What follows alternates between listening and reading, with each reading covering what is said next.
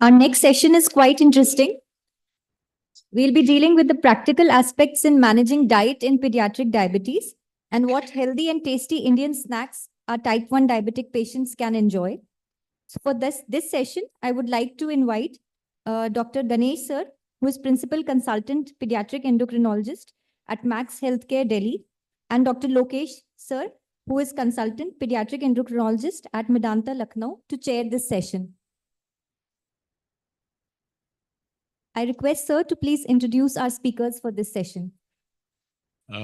Very good afternoon to this. Welcome to this post-lunch session. I'm very happy to invite Cheryl Salis to speak to all of you. And she is one of the best person to speak on this particular topic of carbohydrate counting and food exchanges. Cheryl is a registered dietitian and a certified diabetes educator, insulin pump educator. She is leading a big team of dietitians and diabetes educators in Mumbai and taking care of children, I would say all over India now, not just Mumbai. Even I refer several of my patients for carb counting to Cheryl. She's very active. She's on ISPAD advisory council currently and has written several books on carb counting. Her Diet in Diabetes Simplified book is very popular. She also is very actively involved with the ISPA's work in teaching of the diabetes educators and also school faculty, the Ideal and Ideas initiative. So welcome, Cheryl, to Lucknow. I think this is your first time to SGPGI Lucknow. COVID. Thank you so much, Dr. Ganesh. I couldn't have asked for a better chairperson. And thank you so much to the organizing team, especially Bhatia ma'am, Preeti ma'am, Dr. Lokesh, Dr. Archana, for the kind invitation. It's really an honor and pleasure to be here. After a nice carb heavy lunch, we're going to be speaking on carbohydrate counting. I'm going to be focusing on medical nutrition therapy in type 1 diabetes. And it is very different to all other types of diabetes, whether we're looking at adult diabetes or gestational diabetes or even pediatric type 2 diabetes. So the outline of my talk is macronutrient recommendations in type 1 diabetes, carbohydrate counting, synchronization between types of insulin and meals, and we'll talk a little bit about beyond carb counting and focus a little on protein and fat counting. Okay. Can you hear me on this? Yeah. Okay. So one is for pediatric type 1 diabetes, we focus, we follow the ISPAD guidelines, and ISPAD guidelines come out every 4 years. So 2018, we had the guidelines released, and then we had the 2020-22 guidelines. And I was, it's my honor to be a part of the guidelines as one of the co-authors. And now they're revising it on a regular basis. So as and when they revise it, we'll definitely let you know. We're also coming out with the guidelines for type 1 diabetes for India, which is going to be published maybe by November. So, India specific with our Indian specific foods, because our foods are very different to the other parts of the world. When we're looking at type 1 diabetes, yes, the management, we would definitely look at it as any other child without type 1 diabetes. We have to give well-balanced meal, and especially in a country like India, where we are so diverse in our food habits. North eats so differently to East, to West eats so differently to South. So we have to keep their cultural preferences, religious, beliefs into consideration. And it has to be a well-balanced plan in right quantity, definitely focusing on quality, because we have to, focus on growth and development. So therefore, we tell these parents that it's very important, just don't look at carbs alone. We have to make sure that we're giving very well-nourished, balanced meal to these children, because we have to also focus on the growth and development and, of course, on other aspects as well. The goal is to maintain normoglycemia. Very important is to prevent hypoglycemia, prevention of complications. And while we're trying to target an HbA1c of, say, less than 7% without any hypoglycemia, and today we're looking at time and range, where most of our children now are using the CGM devices. So definitely focusing on better glucose control in terms of minimal glycemic variability. And that is the focus area for us as dietitians as well. And definitely with people with, with children with type 1 diabetes, also looking at if the child is diagnosed with hypothyroidism or celiac disease, the meal plan will definitely need to be tweaked according to these conditions. Now, we start carb counting, or we start with the entire education right from diagnosis. So this is extremely important. So it has to be, we take a detailed, in fact, sometimes in our clinic, we spend more than 2 hours with one family, the first consultation itself, and it doesn't end there. We're continuously in touch with our families, because it's not something that can be taught to them on one first day, because they're so overwhelmed with the diagnosis. They don't understand carb, protein, fat. I'm sure most of us, unless you're not in this field, we eat food. We don't really understand carb, protein, and fat. So one is the diagnosis is very, it's like an earth-shattering moment. Then comes insulin and everything else. So it has to be done in a very stepwise, maybe multiple follow-ups with the, with the family, with the child. Assessment and dietary recall is very important, is to assess what they were eating before the child was diagnosed, because when they are, before we see that they will have a packet of biscuits with milk in the evening, or even in the morning, they may just have a glass of milk and go to school, or sometimes not even have anything. So again, try to understand what was their routine before, what is the kind of activity that they were doing, in terms of a lot of children, indulge in physical activity, be it in school or even otherwise outside of school. Then we calculate the energy and nutrient requirements. Then we look at, we focus on principles of healthy eating. That is where we begin. We start telling them, and one is we focus on the entire family changing their food habits, because it's not only the child who's diagnosed. And most often, initially when the family comes to us, they're very upset that, why my child, etc., etc. But after a few months, the parents actually come and tell us that, I had pre-diabetes, or my glucose levels were deranged, my lipids were deranged, my weight was above the healthy weight range, and now everything has come back to the normal range. It's only because of our child. Because our child is eating healthy, we've started eating healthy. So there's a very positive kind of an association then that they develop with diabetes, and of course with food. Again, when it comes to type 1 diabetes, we have to focus on synchronizing insulin with meals, because these children may be on different insulin regimens, maybe sometimes on rapid acting or sometimes on regular acting. So again, the meal plan will need to be customized depending on the insulin regimen. Protein and fat counting comes much later. We don't start with it. We would maybe take a couple of follow-ups and then focus on that, because otherwise it becomes too much information at one go and they really can't do anything at all. Hand-holding and timely follow-up. And that's why even in our setup, we definitely have an educator. We have a pediatric diabetes educator. We have a pediatric dietitian who's constantly in touch with these, families, because otherwise they can't understand everything. And again, in our Indian system, it is sometimes the grandmothers, parents are working, sometimes the grandparents are there, then you have uncles and aunties. So everybody, needs to be counseled and educated on the management. Energy requirements is similar to any other child without diabetes. Again, if you look at the RDA, the requirements are pretty high. So we first look at what is the dietary recall, what is the requirements, and then focus on it. Again, sometimes because of taking too much of insulin, repeated hypoglycemia, as the child starts gaining weight, sometimes even not using the carb counting properly, because they think that, okay, if I'm having to count carbs, I can just eat as much as I want and eat unhealthy and just keep bolusing insulin. So again, their principle of healthy eating becomes extremely important. The requirements would again differ depending on the child is in the pubertic age group, or maybe even if the child is doing any kind of extra activity which demands extra nutrients. This is as per the ISPAT guidelines. So again, the carbohydrate recommendations is between 40 to 50% of calories coming from carbs. Moderate sucrose intake. We definitely want the sucrose intake to be less than 5% of energy. We would not really focus on giving them diet foods. A lot of parents ask us, can I give a diet cake or a sugar-free mithai, etc., etc. But I think what I see is then people don't realize that sweet has also got carbs, because they may be adding some grain, whether it's maida or wheat. So it does have carbs. And then automatically these children start eating more because they think it is having no calories or no carbs. So again, we tell them to eat the regular things. So if they're making a kheer, then you have the kheer with the sugar, obviously moderate the amount of sugar and have it in bolus for it. I think that's a very, very good way of, then the children don't really feel that, they are deprived of things, or they don't feel any different. And we calculate it in the total carb intake. Fat for children less than 3 years, 30 to 40% of energy, and 4 to 18, 25 to 30% of calories coming from fat. Definitely, the saturated fat needs to be kept below 10%. And if that is dyslipidemia, it is less than 7%. Intake of trans fats. Here, again, MUFA fats become very important, because when you're looking at children, they obviously are hungry and then they would want to eat something which is maybe lower in carbs in between, and nuts become a very, very good option. So in terms of, almonds, walnuts, pistachios, or even peanuts for that matter. So they become good additional MUFA fats, and they also help to meet the calorie requirements, which is required. So definitely, we focus on incorporating nuts, again, depending on the affordability of the family.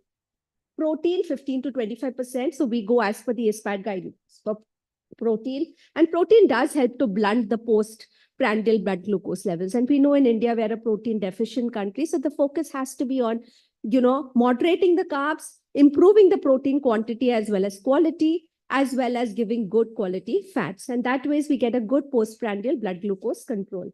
Fiber, again, the focus is to improve.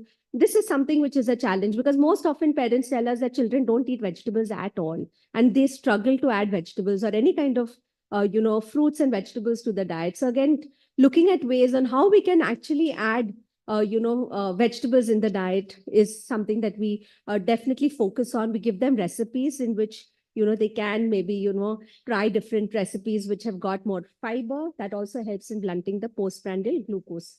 Now, off late, I've been seeing in my 24 years of practice, honestly, in the last few years, I've been seeing a lot of parents who come to us and tell us, give us only 20 grams carbs a day. Give us only 50 grams carbs a day. We don't want more than that.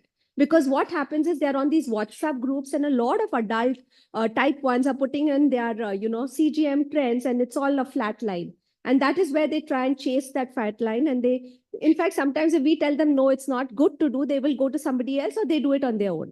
And then they realize that it's very difficult. One is sustainability is very difficult. Again, our children, they're going for birthday parties, they're going for picnics, they go to school every day, they're sharing, the tiffin break is with the family. So, I mean, with the other friends in school. So we actually discourage them. And even ISPAT guidelines very clearly, even today in the guidelines, it's mentioned that you should not really go very low on carb because one is it's not sustainable. There can be a lot of nutrient deficiencies, growth failure can happen. And as well as I think it does result in eating disorders in the future. So definitely. And honestly, in our practice, we give around 45 to 50% calories coming from carbs, and we get excellent blood glucose control. So there is no need to go very, very low on carb.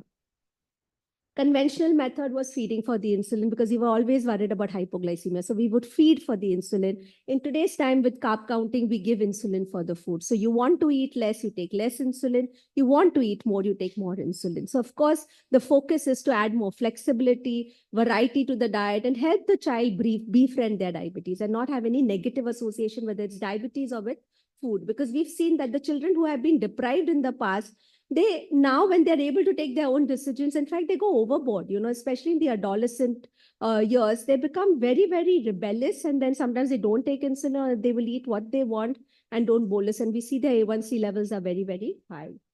Now, if you look at our Indian food, like even today, our lunch you would have seen was so different to what we've maybe normally eating. And today, what we realize is when we take dietary recalls, the dinners have been replaced by snacks. This whole snackification of our meals, which is okay, we can healthify it, but very important is the nutrient content differs every day. Sometimes you take more carbs, sometimes you take less carbs. And therefore, if you take the same amount of insulin, it can result in either hypoglycemia or hyperglycemia. And therefore, carbohydrate counting becomes very beneficial because it helps to match the insulin to the amount of carbs that the child wants to eat. I remember in the past, he used to tell the child, don't eat that extra roti, don't have that extra bowl of rice, because we were worried that when they were on the pre-mix insulins, their sugars could go high post-meal. But today, now when the children are on basal bolus, I know there's a basal dose of insulin going, and with the bolus, we can adjust. So if the child wants to eat that extra roti, we do allow the child to eat, and we teach them that, okay, for this extra roti, you need to take so much of insulin.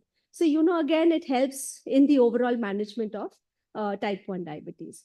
Now, why do we count carbs? Because carbs have the greatest short-term impact on blood glucose levels, and protein and fat takes up to 2 to 3 hours to show up as blood glucose. Honestly, in our Indian home-cooked meals, we really don't eat so much of protein and fat, so it doesn't have an impact. But it does have if we see like a meal that we ate today. Definitely, there is more amount of fat and there could be more amount of protein, because if you eat the rasgulla and you eat the fish, and maybe 2 servings of fish or chicken, of course, we are going high on our protein and fat content as well. And therefore, there you would need to take additional amount of insulin. Sometimes our children eat pizzas or burgers, or, go out and eat Italian, Chinese, Mexican, etc., etc. You have so many different kinds of cuisines which are available today. And therefore, there they would definitely need to take additional bolus for the fat and protein.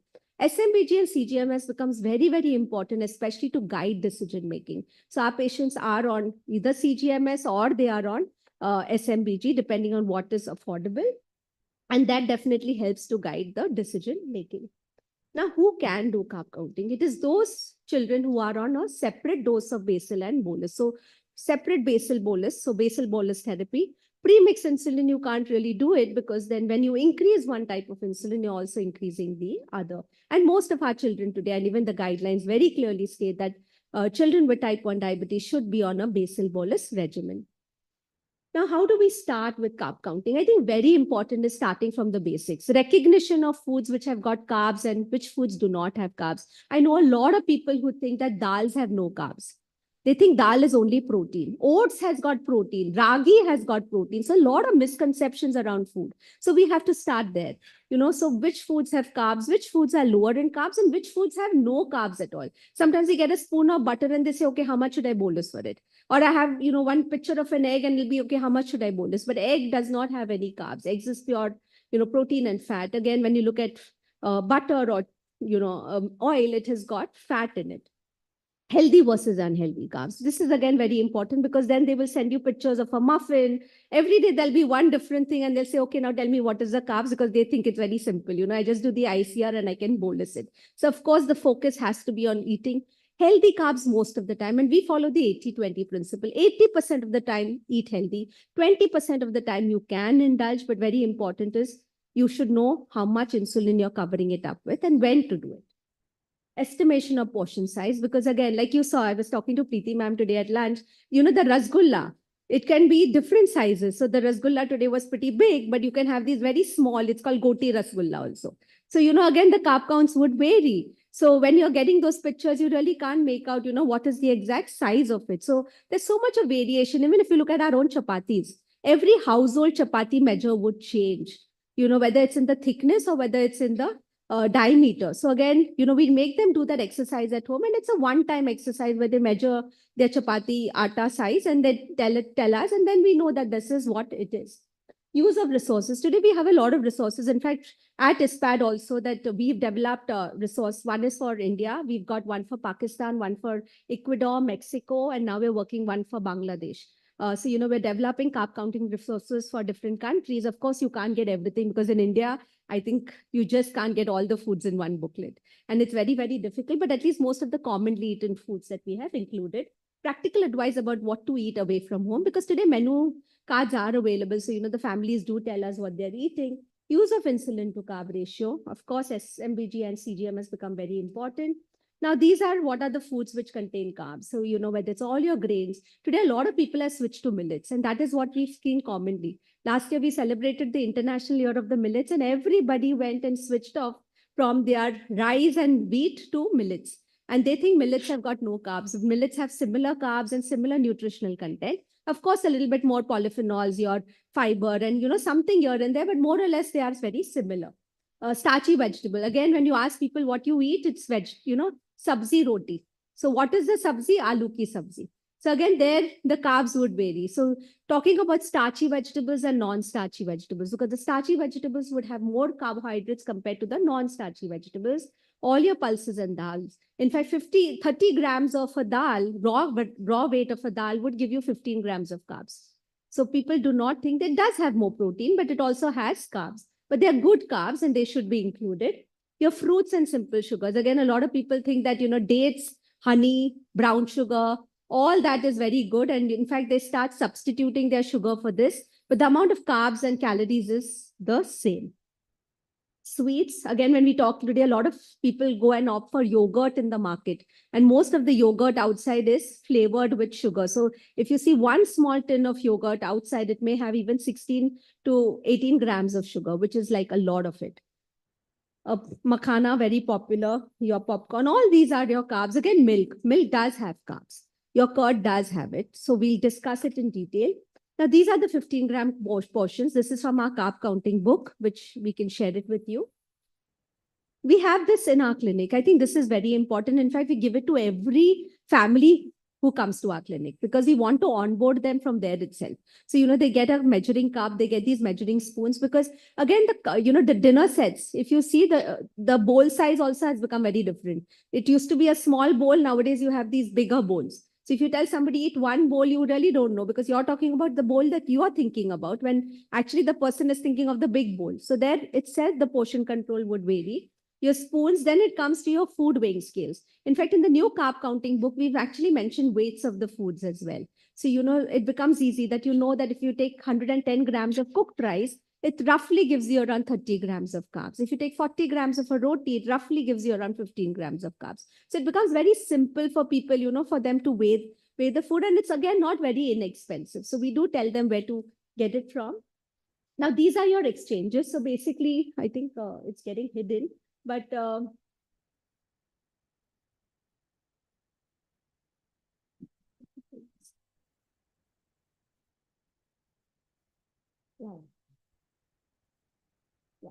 So if you look at cereals and millets, this is our exchange list that we followed. In college, this is our Bible.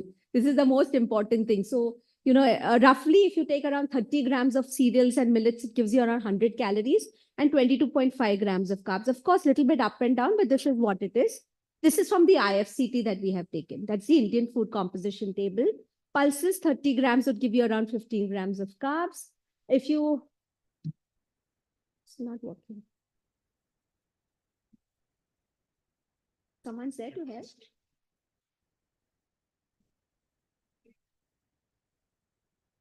Oh.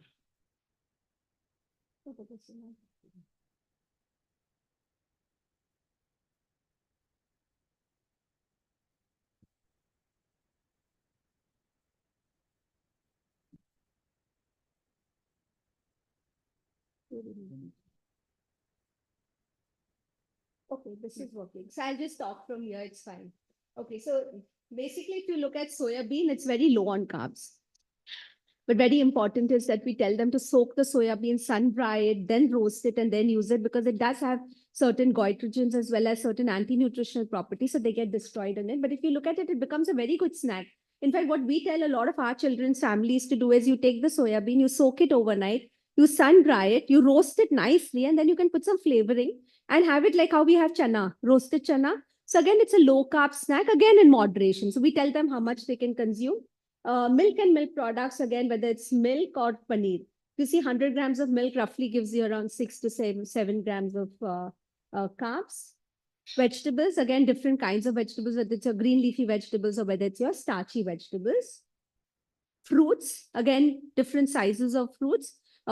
It will differ. So, people think papaya is very healthy and then they go and have a whole papaya and wonder why their glucose levels have gone up. So we have to tell them how much fruit.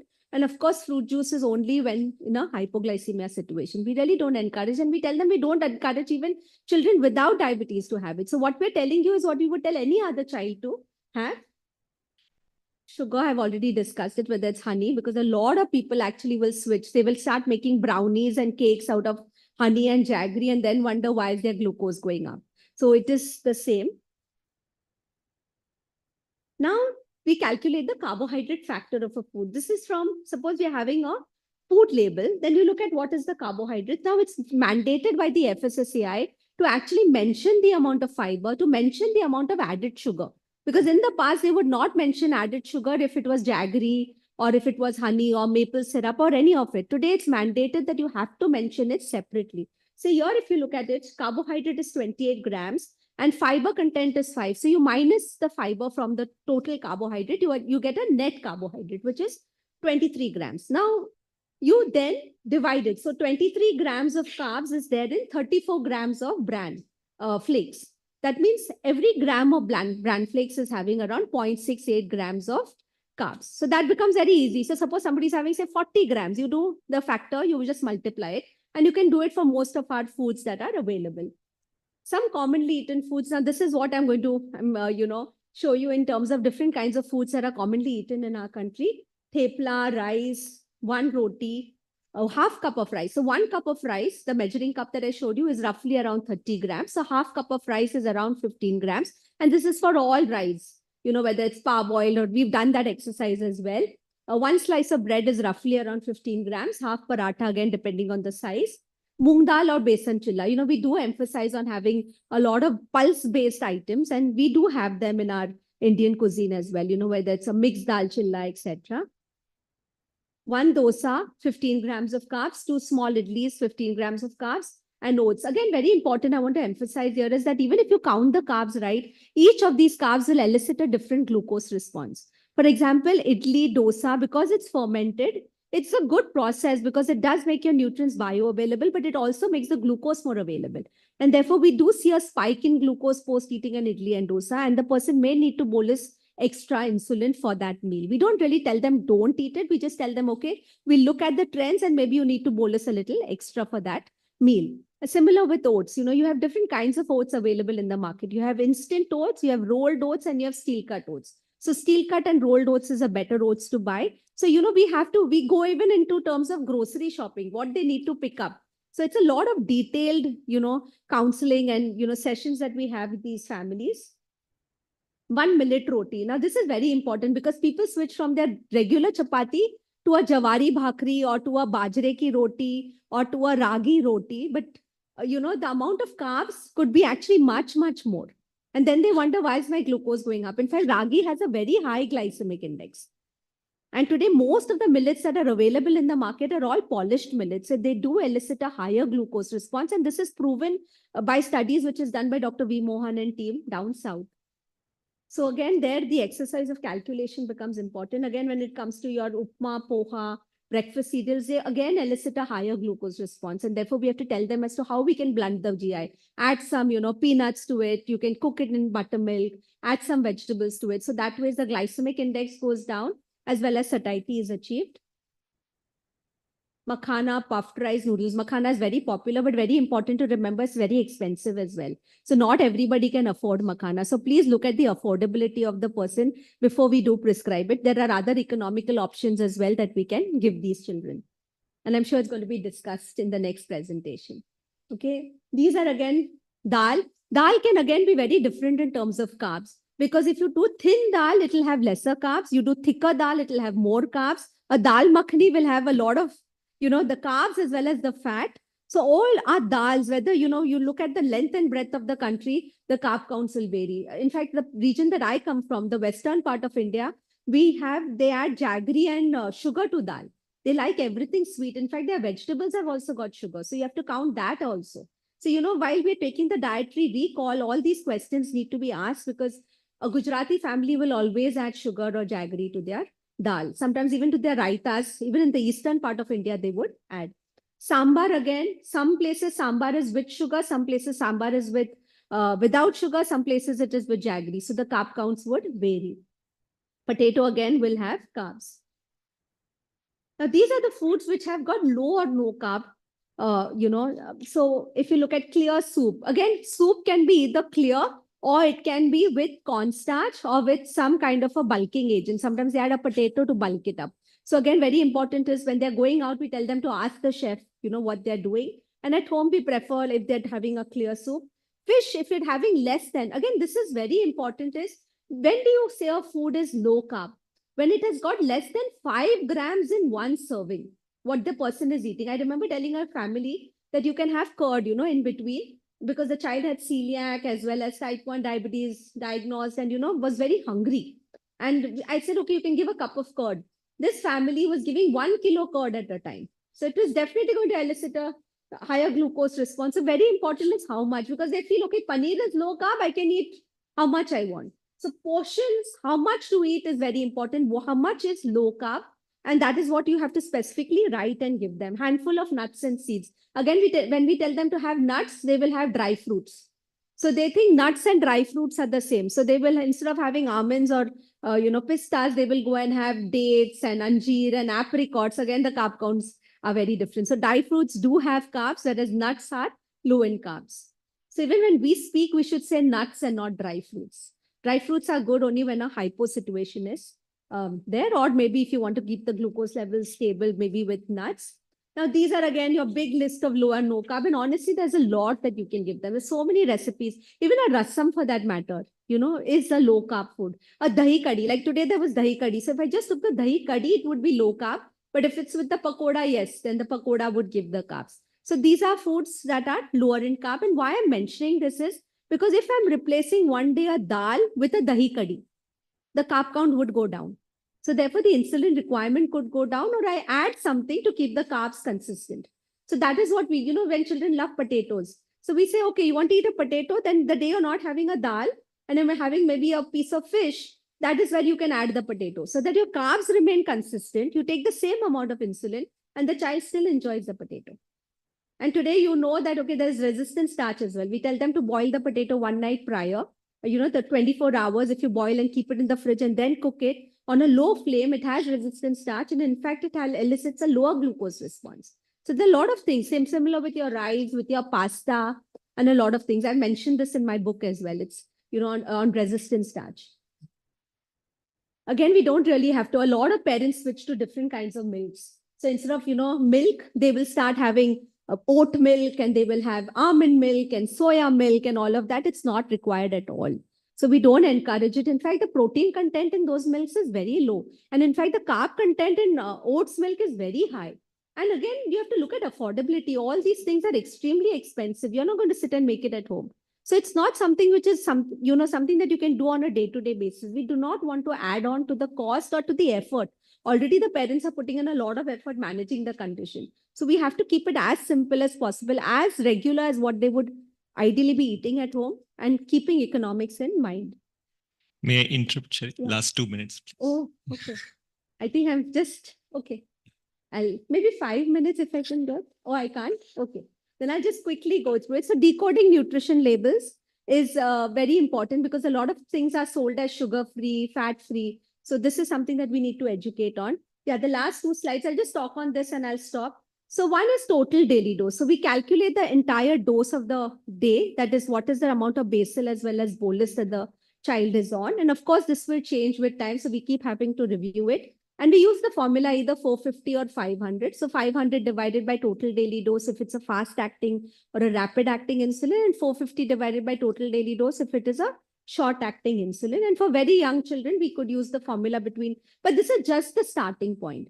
This will change and this will be different for every child. Sometimes the children need more insulin in the morning because there's more resistance and lesser insulin in the evening. So this would be something that we would have to work on with every child, depending on what we see in terms of the CGM trend reports.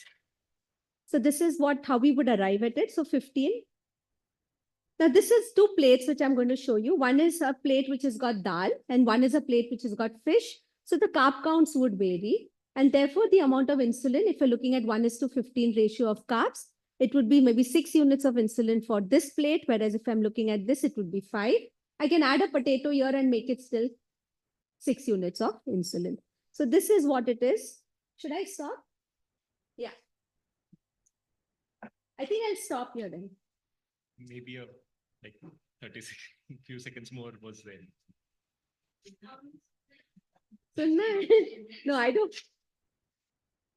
So actually, we are having a challenge with the generator thing. So we. So what I wanted to actually say is that, again, depending on the type of insulin, suppose. Maybe 30 seconds, maybe. Yeah. Suppose somebody is on a rapid acting insulin, then, before breakfast, before lunch, before dinner, then of course the mid-meal snacks, the person will have to take another insulin in between.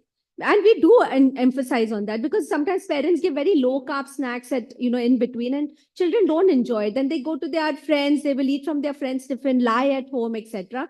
So we do tell them to take that shot of insulin. And again, the evening snack, it differs. But if the person is on a regular acting insulin, say before breakfast, if the child is on a regular acting insulin, then in between it does cover another snack, but not necessary in all. Suppose they're having a paratha for breakfast. Now, paratha has got more fat. So fat will release the glucose slowly. So in fact, even at that mid-meal, it basically is on the higher side. So you may not really need. So it's again not a one size fits all. You'll have to look at how each food is, in terms of eliciting a glucose response in terms of the time and then decide whether the child needs to take that snack or maybe, not take that snack in between. So this is something that we would look at. And of course, we do give them options of, low carb snacks, whether it is if they're not taking a shot of insulin. For example, in the evening, they don't want to take that shot of insulin. They're going down to play. So that play itself works like insulin. So there we do give them a fruit. Even if it's a mango season, we do give them a mango to eat. We tell them how much. And with that, we give them some nuts or some low carb snack, and it works perfectly well. So this is what we do. And again, when it comes to protein and fat counting, suppose the person is eating a pizza, going out and having a pizza, and suppose 3 slices of pizza. So we know, okay, 3 slices of pizza, roughly around 80 grams of carbs. So what we would do is we would not consider as 80, we would consider as 100. So we take 20% extra, and that's the starting point. So you start with maybe another 20% extra, and then you check the sugars 2 hours, 4 hours, 6 hours. And if the glucose levels are coming in the target range, you know that you're doing fine. So this is how we would look at high fat foods.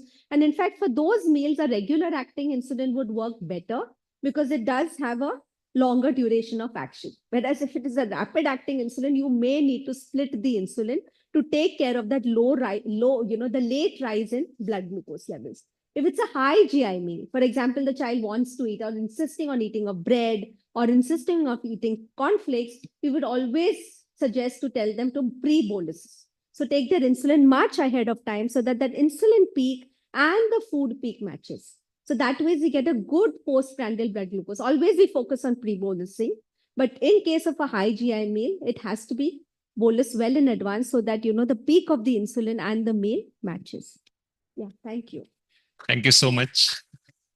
I'm sorry, had we not been limited by the generator backup, we would have loved for you to continue for some more time. I would definitely love to take an online session sometime. So don't worry, I'm always there. So, and when it comes to type 1 diabetes, definitely. Thank you. We will have question and answer session together, unless you have to fly. You have a flight. 3. Okay. Maybe while you are sitting, maybe some 1 or 2 people can come and ask questions to her. We will invite the next speaker, Ms. Sarita Tripathi. Can I have her introductory slide on? So Ms. Sarita is a dietitian and diabetes educator and works at Synergy Nutrition and Wellness. She is going to talk to us on tasty and healthy snacks in Indian settings for school. Ms. Sarita, you have 10 minutes for your talk.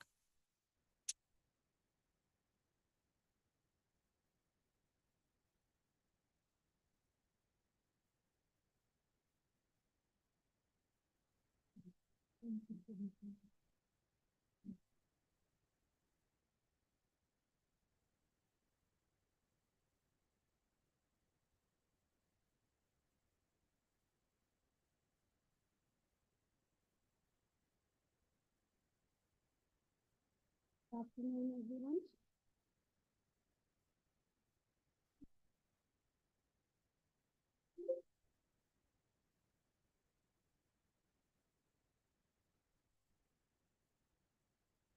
So this is a list of content of my presentation.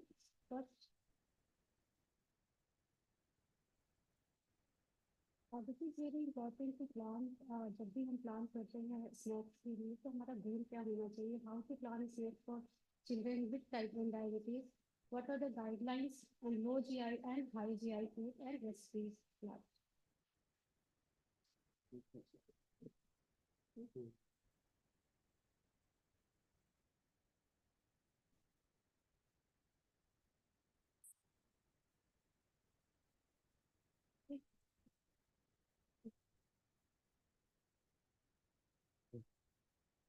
So this is the age of children is growth and development. So this is very important to make recipes for promote healthy eating habits, provide adequate nutrition, educate on nutritional value for caretaker and family also, encourage variety and creativity, support academic performance.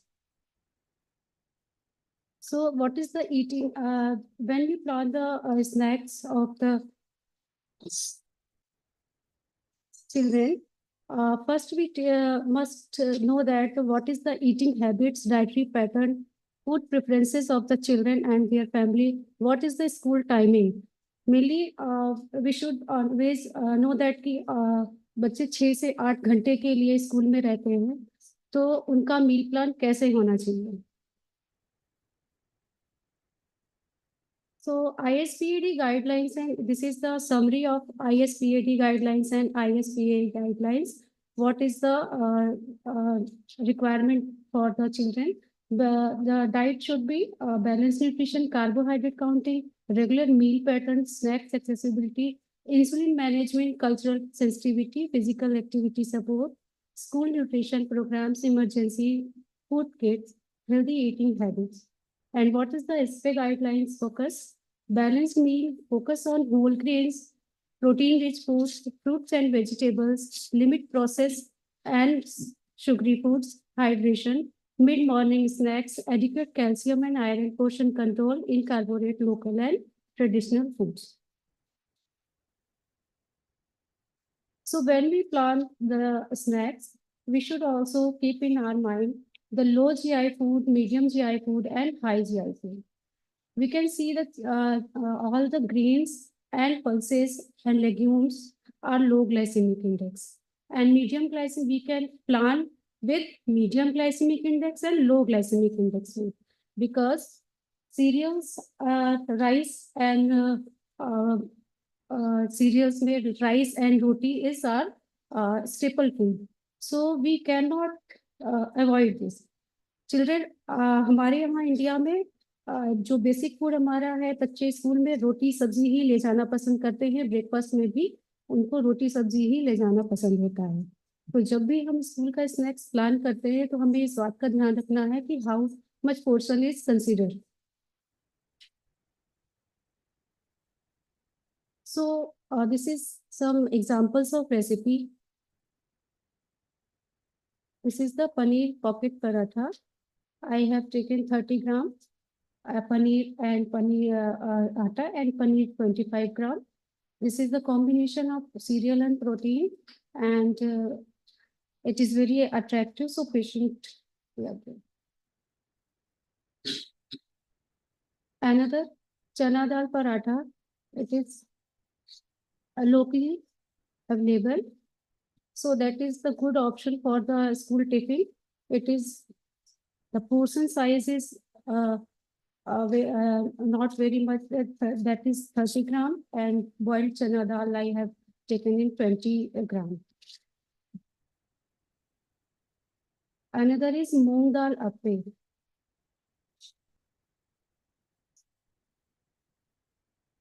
Besan chila, it is most common in Uttar Pradesh. It can be given to the children. And another is fruit salad. This is the chickpea salad. It is also very low glycemic index food, so it can be given to the children. Thank you.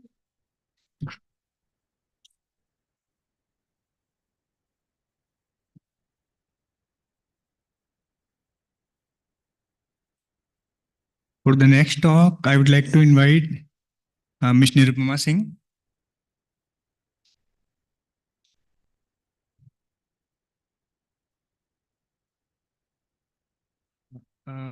Ms. Nirupama Singh, she works in SGPJ only, and she was an MSc Dietetics, and now she is PhD also. And she she works in our department only. She is a very well-trained biology educator and a dietitian.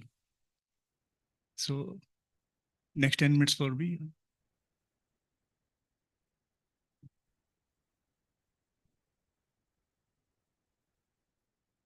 आप सभी को नमस्ते. Thank you, the organizing committee and my teachers. So the time is less. Evening snack recipes. So first is it is categorized in 3 to 4, like free foods. What can be given in free foods?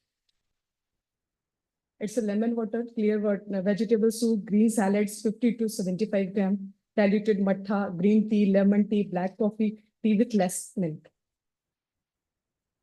And then 5 gram carb, wherever it is required to give 5 gram carb, the recipes are vegetable salads, matha, milk, coconut water, homemade vegetable soup, aam panna, bil sharbat.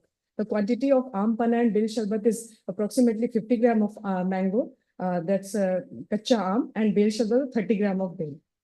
Then 10 gram curd, snacks, laya chana, curd, fruits, vegetable raita, sattu shake, 1 spoon, 7 to 10 gram, lemon water with 6 to 7 pieces of dry nuts, soyabean nugget chaat.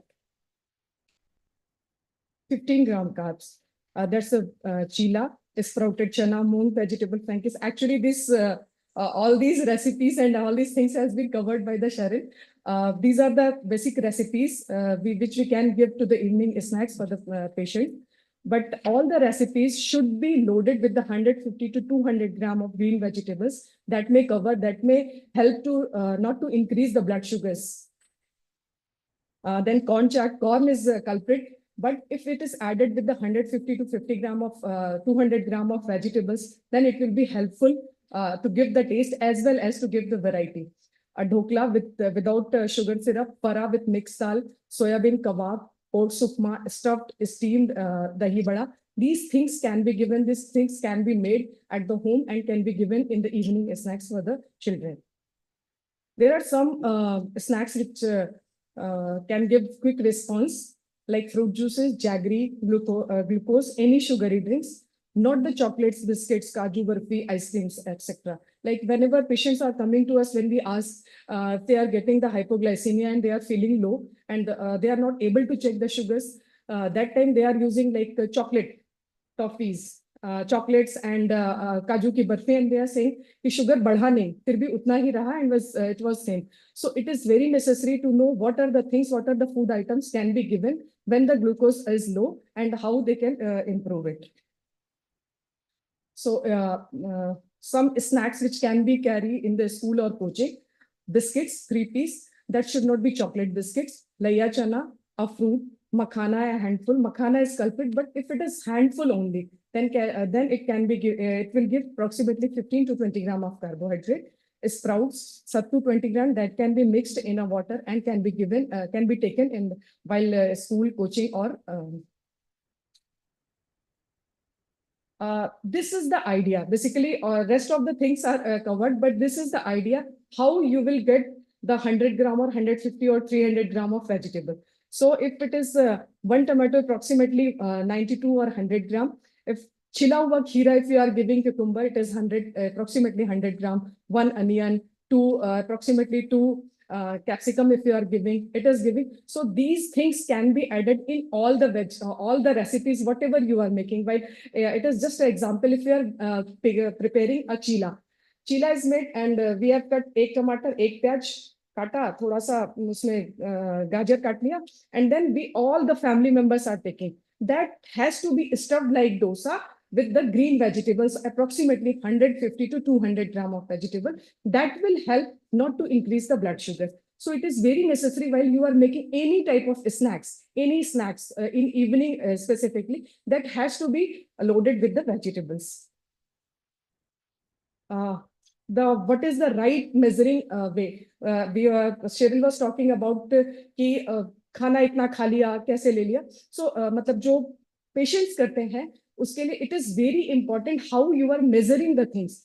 Palak should be measured before the cooking. After cooking, if you are measuring 100 gram, that the quantity will be different. So it is very important when you want to know the exact carbohydrate. But this is for the vegetables, but other things also. Like while making the chapati, you have to take the 100 gram of atta and then you have to divide it in 2, 3, 4 parts, whatever you are making. And same thing with the parathas.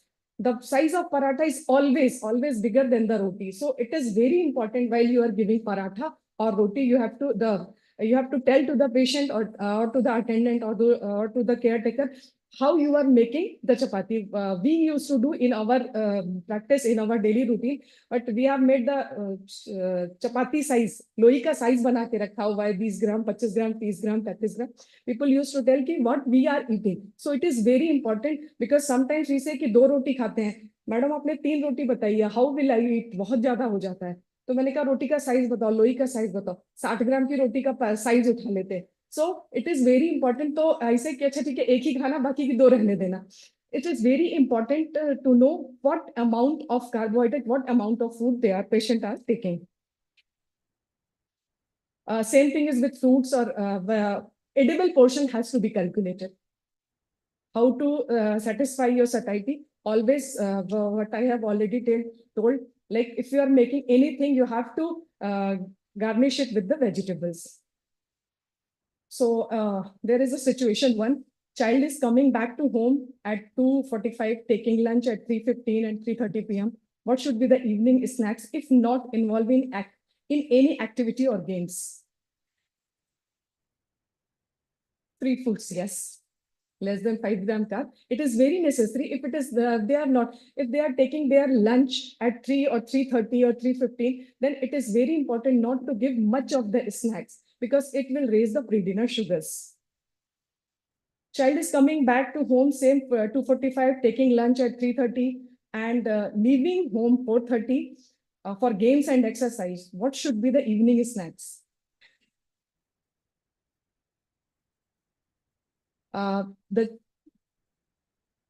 So while leaving the home, consume free foods, preferably liquids, and carry 15 gram of snacks. Can consume it after 45 to 1 hour of activity. It is not important to take it because you have already finished the food and then it will work. After 45 minutes of exercise, you can have the 15 gram of carbohydrate snack. Child is coming back to home after school at 5:30 to 6 p.m. Some children are going to school and from the school, they are going to the coaching or class or whatever. They are carrying their lunch in the school and then 6 p.m. as he or she is coming back. So what precaution he has to take? Child has to carry extra tiffin items. What I have already told, extra tiffin items are very necessary that has to be carried. It is not necessarily they require while they are coming. Maybe they will come back at 5:30, then they can have their evening snacks or while they are traveling or coming or going. Maybe they will get late. So that time they can have their extra tiffin snacks and that will help to maintain the blood sugars. This is a very simple. Child is coming back home at, it should be, evening snack should be 15 gram of snack recipe. So it is very important to be aware of there is guilt-free snacks, 70% free from diabetes, super snacks, freedom from diabetes. There are many things are available in the market. I have gone most of the products which are sugar-free, but it contains like oats biscuit, contains 2% of oats.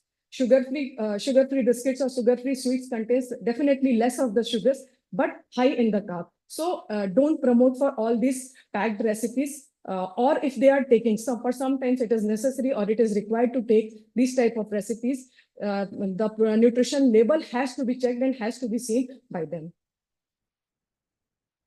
Snacking between the meal is good. If you consume the right snacks, add plenty of vegetables in evening snacks too. No harm in eating stale food.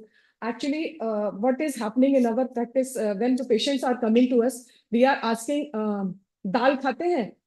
This is out of my presentation. Dal khate hain? They said कि नहीं madam दिन में बनती है और दिन में रहते नहीं है इसलिए नहीं खाते हैं. तो दिन वाली रात में क्यों नहीं देते हैं? रात में तो बासी हो जाता है. So there is nothing like बासी जब तक वो खराब, मतलब वो अगर खराब नहीं हुआ, it is properly stored in the fridge or you can use it, गर्म करके उसको दिया जा सकता है. It is not like कि बासी खाना खाने से कोई नुकसान होता है. And second thing, the trend has come कि बासी रोटी खाने से शुगर कम हो जाता है. It is not like that. The roti will work same thing. There is some resistance start definitely, but it is not like it will work like miracle in the control of diabetes. Thank you so much. Thank you. So we can take two questions. Yes. Yes. No.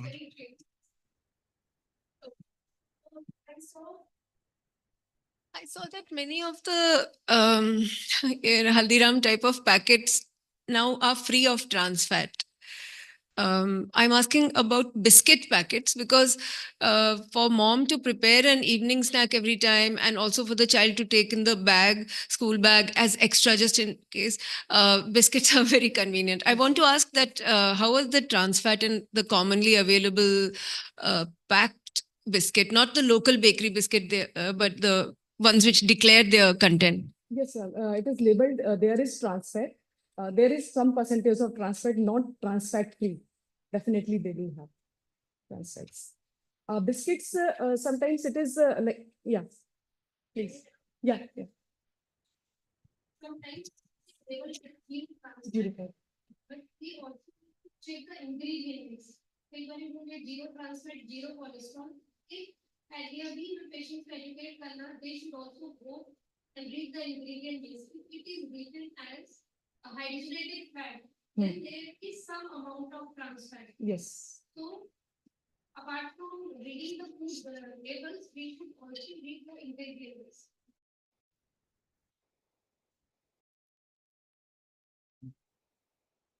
One thing, like what she told, there should be some consistent practice wherever you are working.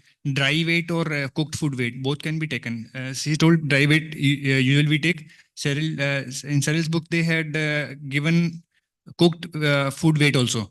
So, but it should be consistent, and I think dry weight will be more consistent because cooking methods like dough, how you making dough, it will contain some water, so that will make some difference in carb count. But it should be consistent whatever it is.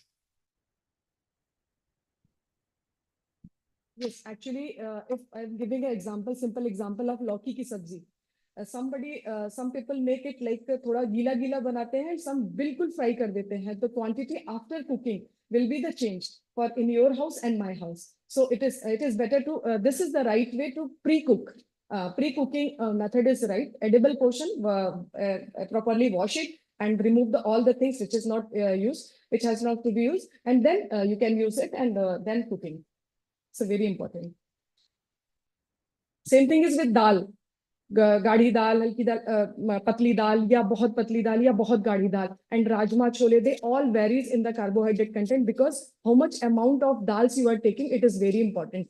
एक मुट्ठी दाल 25 ग्राम दाल 25 ग्राम होती है, and this is medium consistency. If you are taking some types, some pulses, this is very thick dal. It is approximately 45 to 50 gram of dal. So carbohydrate content is just double. It is very important to ask them how much dal you are using, you are cooking for a meal, and how much you are giving to the child.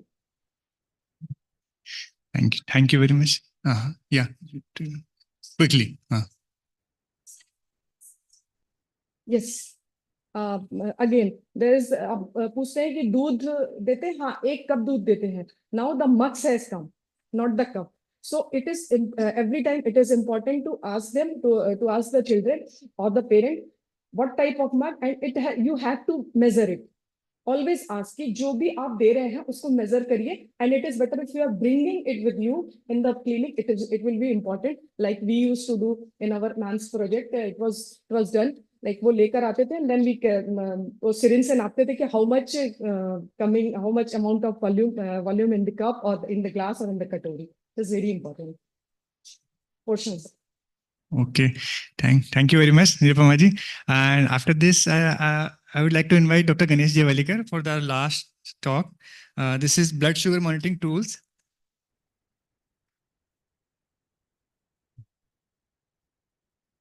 That is blood sugar monitoring tools. What are the advances and use of the data to intervene to have a better glycemic control? So, again, thank you very much for inviting.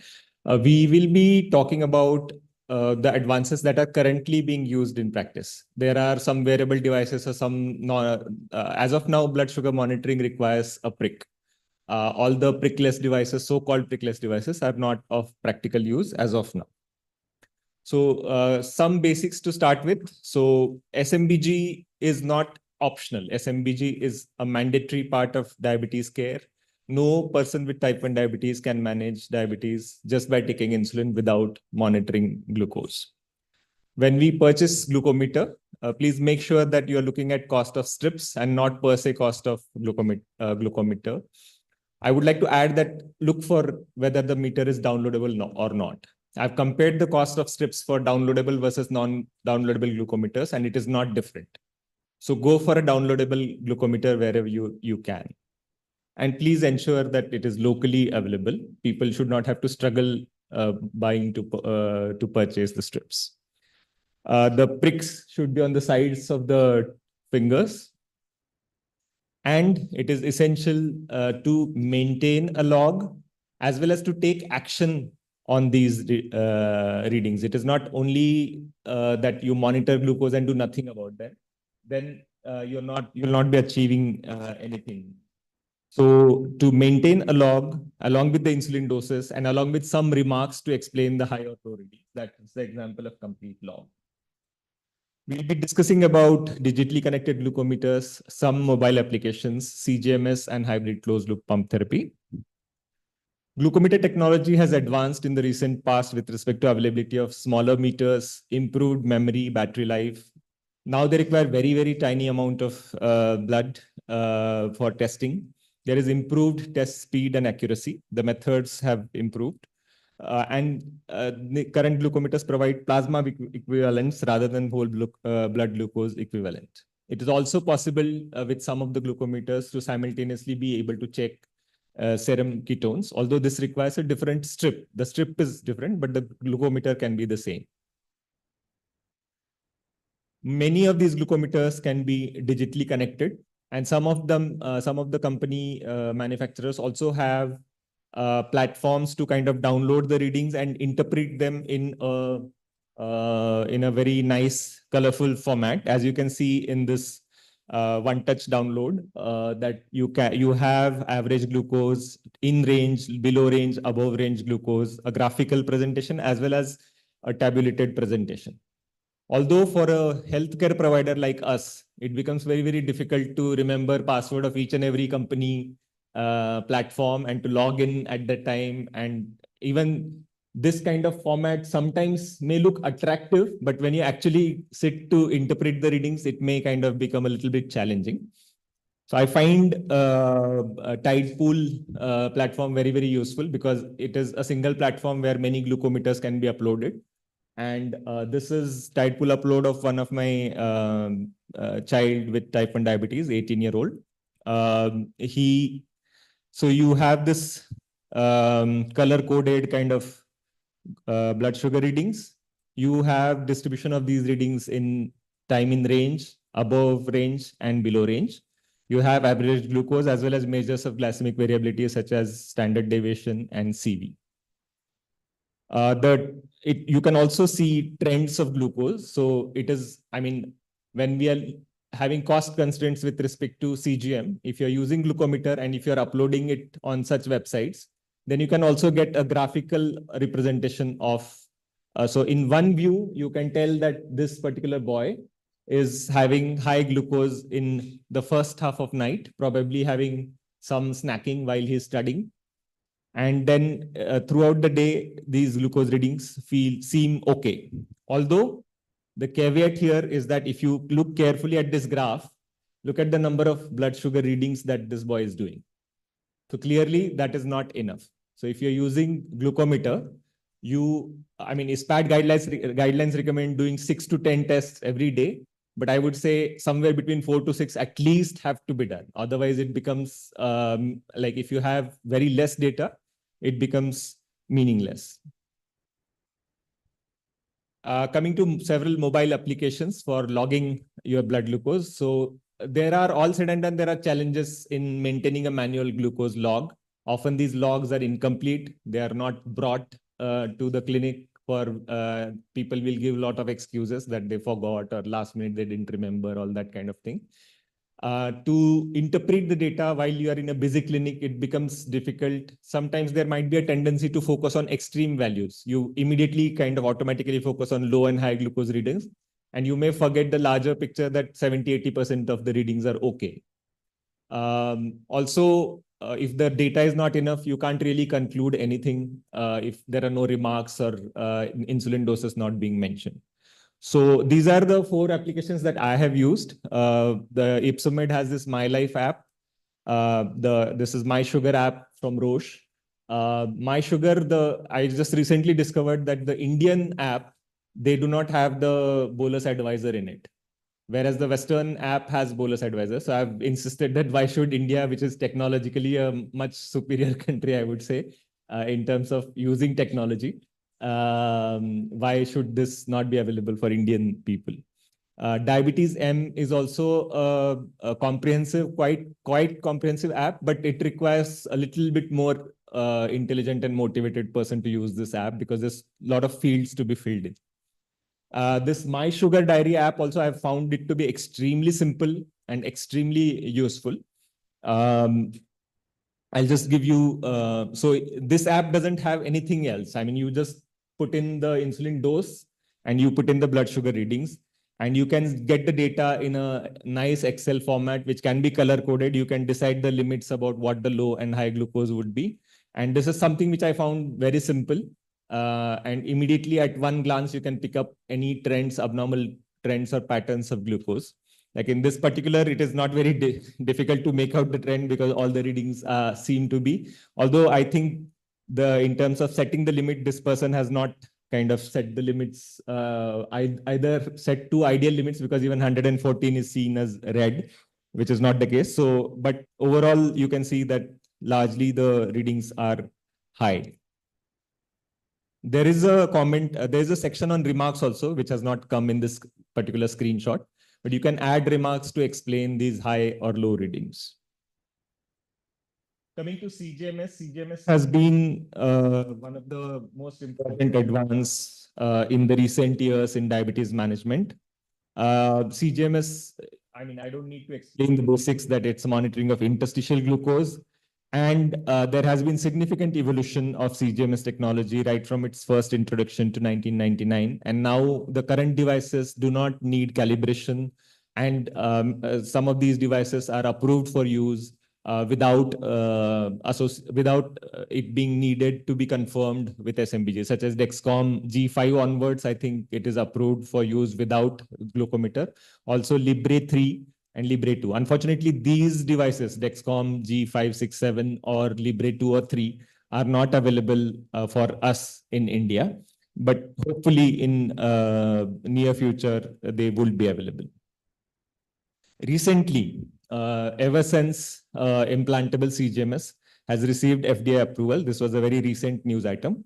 So this is an implantable glucometer, which is like put with a minor procedure, and it is approved for up to 365 days. So for 1 year, it will continuously give the blood glucose, interstitial glucose data. Previously also the 6-month version was approved, but now 1 year version has been approved. Now, coming to the data analysis. Now, we'll just learn it with the help of two cases, one on CGM and the other one on hybrid closed loop pump therapy. This girl I recently saw in the OPD, 23-year-old. She has diabetes. She developed diabetes when she was 13. She takes Glargine twice a day, and she takes Lispro thrice a day. I'm sorry for the spelling mistake. She weighs 52 kg and her HbA1c is 8.1. So if you are sitting in the clinic and you have this blood sugar data, which is not very ideal, but at the same time, it's not too bad. I mean, at least she has done readings and she has noted down the readings. So you should appreciate your patients for doing what they have done. At least even if they get something to you, it is good. So what can you conclude? Can you tell me what is going on? I mean, why is her HbA1c 8.1?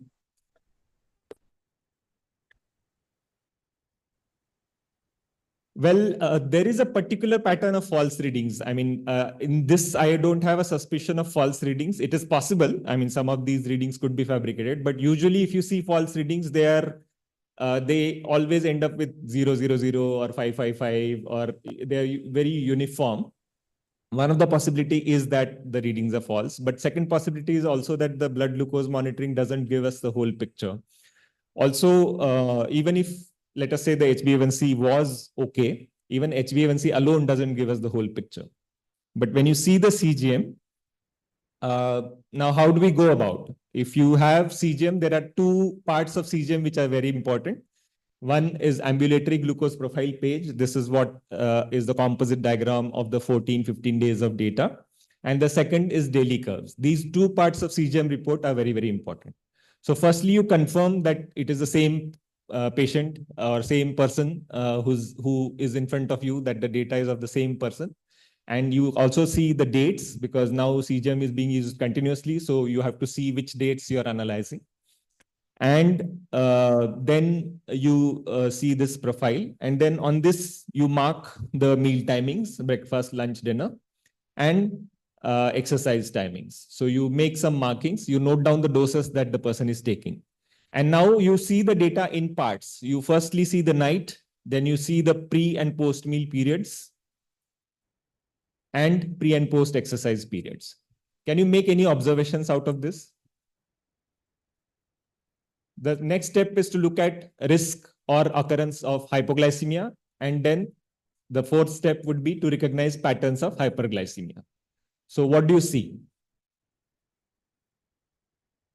According to me, the most significant finding here would be that the 50th centile is crossing the lower limit here. So in the later half of the night, there is a significant hypoglycemia risk. Also, the second important pattern that I'm observing here is that there is a post-lunch hyperglycemia, followed by a sharp drop, leading to almost low normal kind of values around 10 o'clock. And this is coinciding with the exercise. So I would be curious to know the daily profile. So whatever you see in this summary, you corroborate in the daily profile. Now, are you seeing a pattern here? Whatever you are seeing has been happening on most of the days. So you see a pattern of nocturnal hypoglycemia. So what could possibly be going wrong? Remember that she's going to gym at 8:45 p.m. And if she takes the same dose of Lispro and same dose of Glargine on the days she's exercising versus on the days which she is not exercising, she's going to end up having hypoglycemia. So clearly, she needs to be taught about insulin adjustments for exercise, the post-exercise dinner time Lispro reduction, as well as maybe she needs Glargine dose reduction also on the days she's exercising. Also, the second pattern is hyperglycemias in post-lunch period. So here you need to, she is taking relatively fixed doses of Lispro, but the meals may not be fixed. So you have to look at the insulin carb ratios or carb content of her meals. Also, sometimes hyperglycemia occur as a result of treatment of hypoglycemia. So invariably, whenever there is a hyperglycemia, please look into the insulin dose, insulin timing in relation to the meal, and occurrence of hypoglycemia before the hyperglycemia. So I find that these three are the common reasons. And all this knowledge has come to me only after I've started using CGM. On a blood glucose diary, yes, we used to make some interpretations, but it is much more done in a better or more professional, better way using CGMS. So you would advise and educate her on exercise management, and hopefully that will sort out her problems. Now, coming to the case, a child who is on hybrid closed loop pump therapy. I'm not going to talk about details of insulin pump because I'll stick to the blood glucose monitoring part of it. Now, this is a 16-year-old girl with type 1 diabetes of 8-year duration. She is using the 780G pump for the last 2 years. She otherwise has normal growth, no comorbid conditions. She weighs 47 kg. Her height is normal. She's had menarche and regular periods now. Her A1C is 8.7, but her time in range is 89%. So sometimes it can happen that there's discrepancy in the time in range and HbA1c. Then I see the SmartGuard settings. SmartGuard is the automatic mode or automatic program of the pump.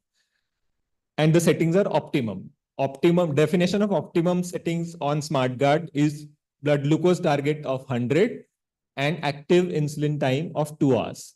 In the previously used pumps, we used to keep active insulin pump of active insulin time of 3 hours or 4 hours. But in HCL, we keep active insulin time of 2 hours. Or maybe sometimes 2 hours, 15 minutes or 30 minutes if there are too many hypoglycemia. Now, the parents were very angry with the pump company and also to some extent to me that we thought that we are using the best device, but her HbA1c used to be much better when she was on the previous pump or some even on basal bolus treatment. So I had presented this case long ago, I think in Mumbai, and one of the, I think I think it was somebody from SGPGI only who pointed out that we should do HB electrophoresis. And HB electrophoresis was indeed done for this girl, and it was normal. So this is her download from the pump CareLink profile, CareLink website. CareLink is also something which people should be aware of when using the Medtronic systems. So these blue curves are the recent 14 days and the orange curves are the previous 14 days. They're superimposed on each other. The dotted line is the 50th centile. The blue, the colored blue area is the 25th and 75th centile. And the blue lines are the 10th and 90th centile of the data. So only 80% of data is presented in AGP. You can see that it's perfect. She has 91%, 87% time in range, very good time in range. The blood glucose lines are flat. There's hardly not much of variation in the blood glucose profile. Now, what are the other components that you will see? So these bars represent the time in range, above range, and below range. In above and below, again, you have stage 1 and stage 2 hyperglycemia and hypoglycemia both. This particular column is giving SmartGuard exits. That is the number of times the pump exited from the automatic mode into manual mode as a backup. So this has happened once because the sensor was expired here. So it has happened once here and once here because there was no calibration done. Now she's using Guardian 3 CGMS, which requires calibration. The latest Guardian 4 CGM is calibration is not mandatory in the Guardian 4 CGM, but she was on Guardian 3. Then on the right side table, you basically see whether the person is using SmartGuard enough. Ideally, we want them to use it at least 85–90% of the times. She's using 100% of the times. Manual mode is 0%. And most of the time, she is wearing the sensor. So 97% of the times, she is wearing the sensor. Then you also see what carbs were entered and what is the active insulin time. And it also gives a lot of other readings like average glucose, GMI, that is glycemia measurement indicator, that is considered as the equivalent of HbA1c. The variation, the variability in terms of CV, the average BG. Now here, average SG is average sensor glucose, and average BG is the blood glucose that is was entered as calibration readings. Then it gives total daily dose, bolus amount, autocorrection amount, auto-basal or total basal amount per day, and the reservoir changes. So this data is important to make interpretations out of this analysis. Whatever observations you make, again, you have to cross-check the daily curves. And in daily curves, you can see the calibration, and you can pick up some highs and lows. I mean, in this, everything is perfect. I mean, we were baffled about what is exactly happening. And we had to discuss this with the Medtronic team, and they have also forwarded to some of their medical experts who kind of pointed out that there is, I mean, if you go back to this, the average sensor glucose is 131 and average blood glucose is 132. Similarly, here also, there's hardly like 130 and 132. So he said that we should cross-check how is the child calibrating the sensor.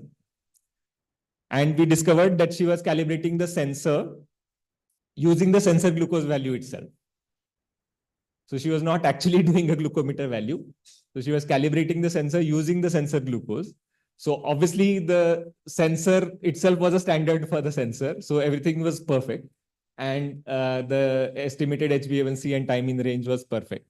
So after we kind of tried to correct this problem, now you can see that although time in range has dropped a little bit, HbA1c has improved.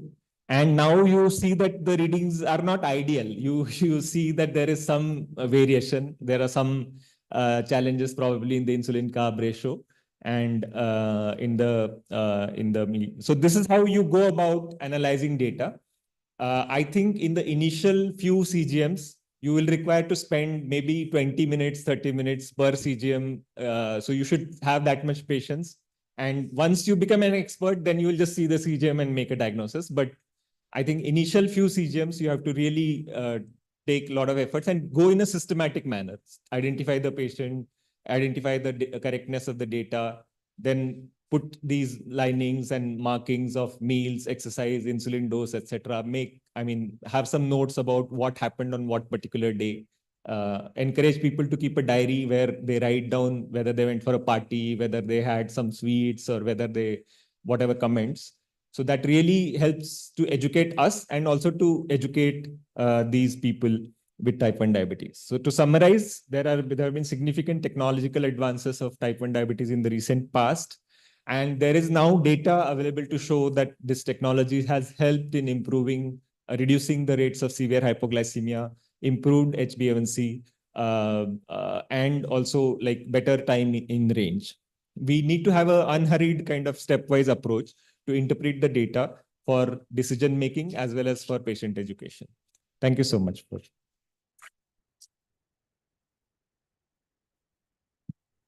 Thank you, sir. Finishing in time and fantastic talk. So yes, so we can take some questions. Still 4 minutes in scheduled time is left.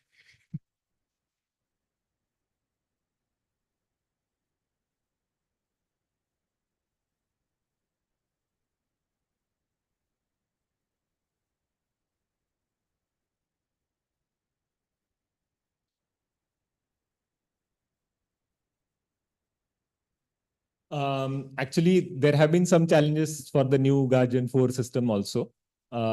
In terms of sometimes people do compare readings, and the accuracy wise, probably people trust more Libre than the Guardian. And the Medtronic itself acknowledges limitations of the Guardian CGM. In other than lack of calibration per se, there is no other advantage. It can be used as standalone also. They have software support for that now. Both the CGMs can be used. Three was available for that. That can be used as a standalone CGM. So even with basal bolus therapy, you can use, but largely people for convenience choose Libre when they're on basal bolus therapy.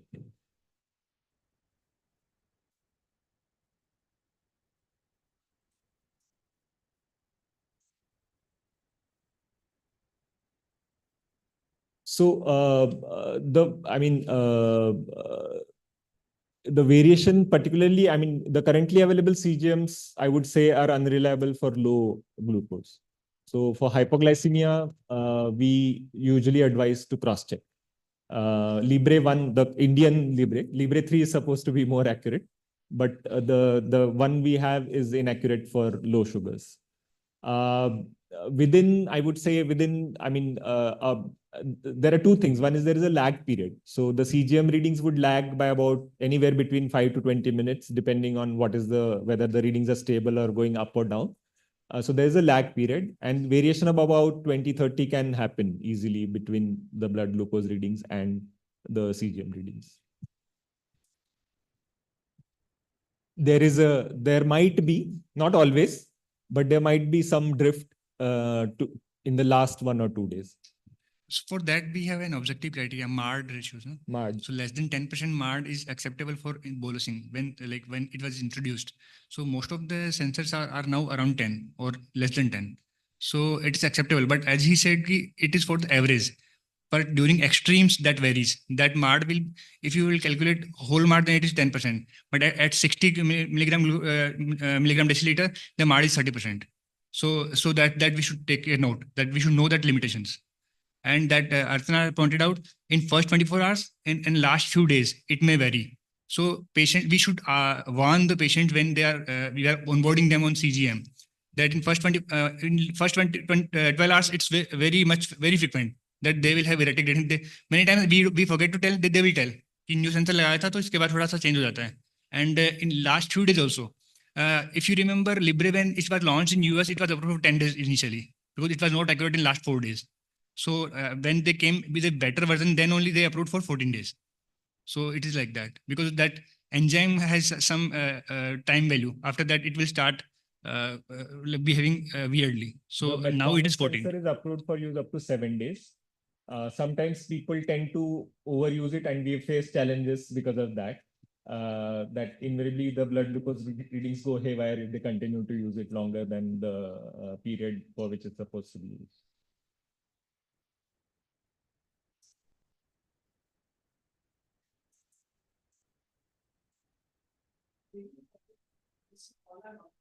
It is very important for all the patients to buy you. Like they have to maintain a diet diary.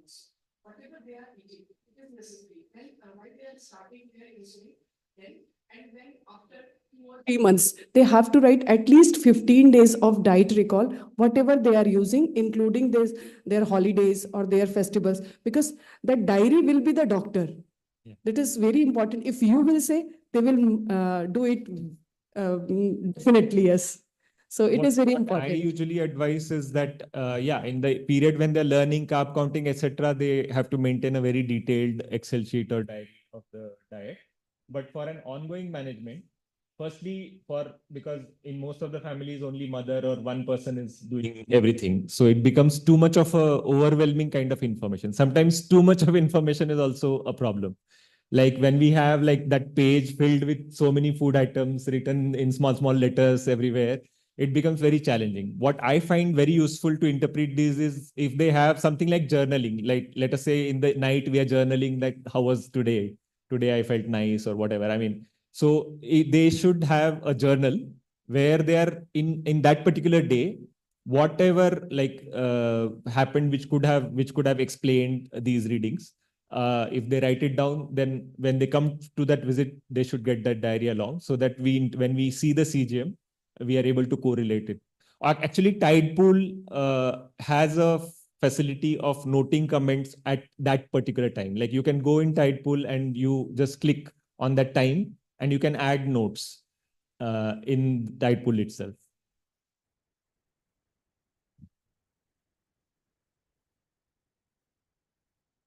So thank you very much, sir. This was it ended very well. So there were many glitches technically and some logistic issues were there because some power maintenance were going on. So now we are at the end. Tuba will take Yes. it.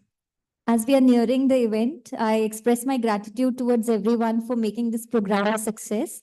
I now invite Professor and Head of Department of Endocrinology, Professor Dr. Preeti Dabalgaon ma'am, on stage to propose a vote of thanks. Thank you.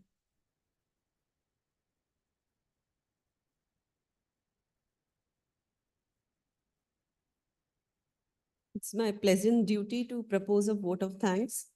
And to begin with, I would like to thank the key people who made this successful. Although they are our own people, but I think they really need a big thanks. The first name comes as Lokesh Sharma, without whom we wouldn't have conceptualized. Execution is a far distant work. Without him, conceptualization and logistics, he looked after effortlessly. And Archana Hazra, in spite of so many obstacles or having lots of issues, she always was there. If Lokesh texted, within a minute, there used to be answer. Yes, sir, no question asked. And Dr. Vijay Lakshmi Bhatia, because she doesn't have to work. I realized that she just has to be there in that group to make things happen. She doesn't have to actually do things, but once I know whenever we text, she has read it. And if there's no critical comment, we know we are on the right track. So you need somebody of that stature to guide to have this program. And the department staff, faculty, Subhash, Vibhuti, and all the residents. Even if they are busy with their projects, they are trying to finish their work, they have to write up their DM projects, but whatever job or work was given, it was effortlessly and meticulously done. The pharma companies who have sponsored, and a couple of them we gave it at the last moment, but without whose financial support, holding any kind of a meeting is difficult. Margaret, who always accepts our invitation, and this time actually we planned the trip the way your dates were. So we also take the credit of planning it nicely. But no, Margaret has always been one who readily accepts any invitation, especially if it involves teaching students. She never says no. I've never heard a no from her ever in the decade and a half when we have known her and she's visited our institute. All other faculty, including Professor Menon, who also on the first invitation said yes, that I would love to be in Lucknow and be associated with the program.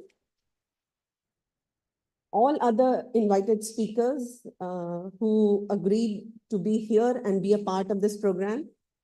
Dr. Bhatia, who has been associated with our department, who has been our teacher and mentor, we take him too much for granted, that he will always support us when we need his help. And no program is successful without the delegates or the students for whom it is meant for. My only request is that we need more active participation from you. You are an active participant when there are small groups, but in a big group, you probably get shadowed by the speakers or the faculty who are sitting in the front row. So from next time, we'll have the students sitting in the front and faculty at the back row, so that you feel free to ask questions, interject and interact more, which is the aim of this pediatric endocrine clinics. And the staff of the telemedicine auditorium, in spite of the logistics problems and the electrical problem, they still managed that we could conduct the program till the end. Thank you all for being there.